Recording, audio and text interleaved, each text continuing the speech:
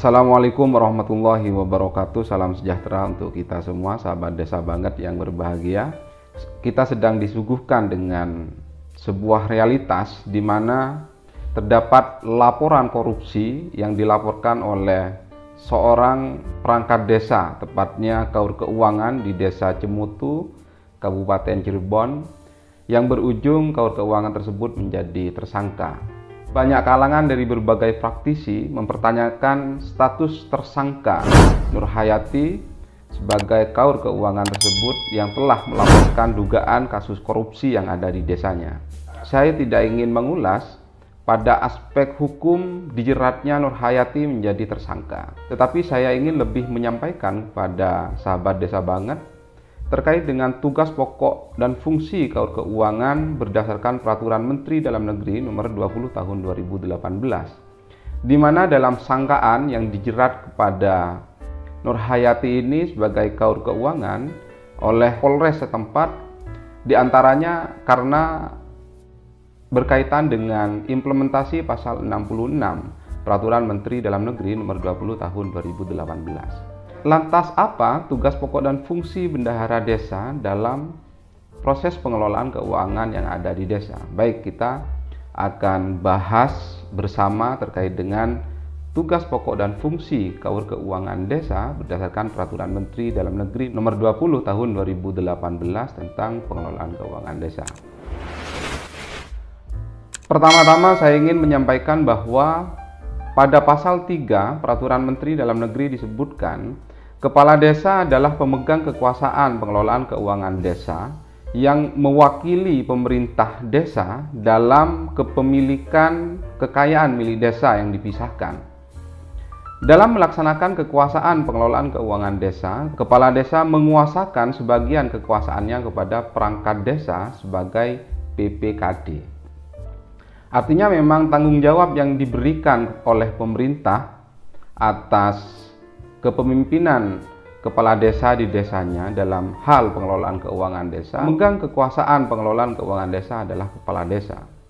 Namun, di dalam pasal 3 tersebut disebutkan bahwa kepala desa dalam melaksanakan kekuasaan pengelolaan keuangan desanya menguasakan sebagian kekuasaannya kepada perangkat desa sebagai PPKD. Artinya ini bukan sebuah pilihan karena memang melekat di dalam tugas pokok dan fungsi perangkat desa sebagai pelaksana pengelolaan keuangan desa untuk melaksanakan sebagian dari kekuasaan kepala desa sebagai pemegang kekuasaan pengelolaan keuangan desa tersebut. Lalu pada pasal 4 Peraturan Menteri Dalam Negeri Nomor 20 Tahun 2018 tentang pengelolaan keuangan desa disebutkan bahwa pelaksana pengelola keuangan desa terdiri dari sekretaris desa, kaur dan kasih, serta Kaur Keuangan. Artinya memang Kaur Keuangan ini mendapatkan posisi khusus di dalam Peraturan Menteri Dalam Negeri Nomor 20 Tahun 2018. Di mana jabatan Kaur Keuangan yang secara SOTK merupakan jabatan struktural yang ada di organisasi pemerintahan desa, artinya sama dengan kaur dan kasih lainnya, mendapatkan posisi spesial dalam pengelolaan keuangan desa yang diatur melalui pasal 4 Permendagri Nomor 20 Tahun 2018 ini.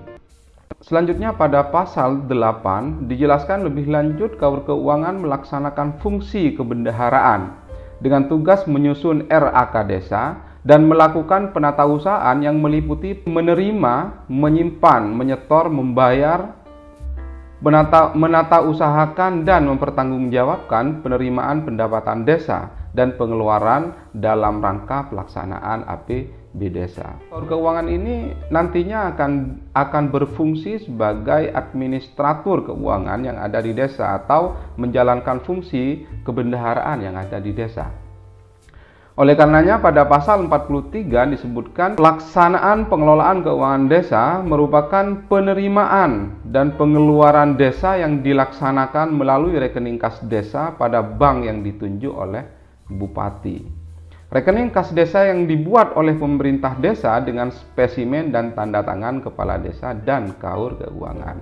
Artinya apa? Artinya pada pasal 43 ini disebutkan bahwa pelaksanaan pengelolaan keuangan desa merupakan penerimaan dan pengeluaran yang dilaksanakan melalui rekening kas desa. Dan pada rekening kas desa tersebut, spesimennya antara lain kepala desa dan kaur keuangan. Artinya kaur keuangan mengetahui proses keluar masuknya keuangan yang menjadi beban atas pelaksanaan APBDes di dalam satu tahun anggaran. Sehingga dua jabatan ini, yaitu kepala desa selaku pemegang kekuasaan pengelolaan keuangan desa dan kaur keuangan yang melaksanakan fungsi kebendaharaan yang ada di desa, memiliki eskalasi kebijakan yang sama dalam proses keluar masuknya uang dari rekening kas desa atas pelaksanaan APBDes tadi. Terus pada pasal 44 Peraturan Menteri Dalam Negeri nomor 20 tahun 2018 tentang PKD menyebutkan bahwa kaur keuangan dapat menyimpan uang tunai pada jumlah tertentu untuk memenuhi kebutuhan operasional pemerintah desa yang besaran maksimalnya diatur melalui peraturan bupati atau peraturan wali kota. Di ketentuan Peraturan Menteri Dalam Negeri ini juga memberikan kewenangan kepada kaur keuangan selaku pelaksana pengelolaan keuangan desa untuk menyimpan uang pada jumlah tertentu yang diatur dalam peraturan bupati setempat. Pada pasal 48 menyebutkan bahwa kaur keuangan merancang RAK desa berdasarkan DPA yang telah disetujui kepala desa. Selanjutnya kepala desa menyetujui setelah diverifikasi oleh sekretaris desa. Lalu apa sih DPA dan RAK desa? Nanti kita akan jelaskan pada slide berikutnya. Namun sebelum kita masuk pada slide berikutnya, saya akan menyampaikan bahwa sebenarnya kerja pengelolaan keuangan yang ada di desa itu merupakan kerja kolektif antara pemegang kekuasaan pengelolaan keuangan desa dan pelaksana pengelolaan keuangan desa yang terdiri dari sekretaris desa, kaur kasih, dan kaur keuangan tadi. Artinya ini menjadi satu kesatuan sistem yang tidak bisa dipisahkan. Sehingga ketika satu sistem saja tidak benar, maka berimplikasi terhadap ketidakbenaran output pengelolaan keuangan desa yang ada di desa. Oleh karenanya saya berkeyakinan bahwa ketika proses administrasi pengelolaan keuangan desa ini telah dijalankan dengan benar oleh pemerintah desa, maka tidak akan ada satupun unsur pelaksana pengelolaan keuangan desa yang dapat dipersalahkan dalam berbagai ketentuan hukum yang berlaku. Dokumen pelaksanaan anggaran. Pada pasal 1 Permendagri nomor 20 tahun 2018 tentang pengelolaan keuangan desa, ada definisi tentang DPA. Dokumen pelaksanaan anggaran yang selanjutnya disingkat DPA adalah dokumen yang memuat rincian setiap kegiatan, anggaran yang disediakan, dan rencana penarikan dana untuk kegiatan yang akan dilaksanakan berdasarkan kegiatan yang telah ditetapkan dalam APBDes. Pada Permendagri 20 tahun 2018 mempertajam terkait dengan DPA ini pada pasal 45, di mana kepala desa menugaskan kaur dan kasih pelaksana kegiatan anggaran sesuai tugasnya menyusun DPA paling lama 3 hari setelah peraturan desa tentang APBDes dan peraturan kepala desa tentang penjabaran APBDes ditetapkan. DPA sebagaimana dimaksud ada 3 jenis dokumen yang harus dibuat oleh kaur dan kasih selaku pelaksana kegiatan anggaran yang ada di desa dalam setiap tahun anggarannya. Yang pertama yaitu rencana kegiatan dan anggaran desa, rencana kerja kegiatan, dan rencana anggaran biaya. Jadi pada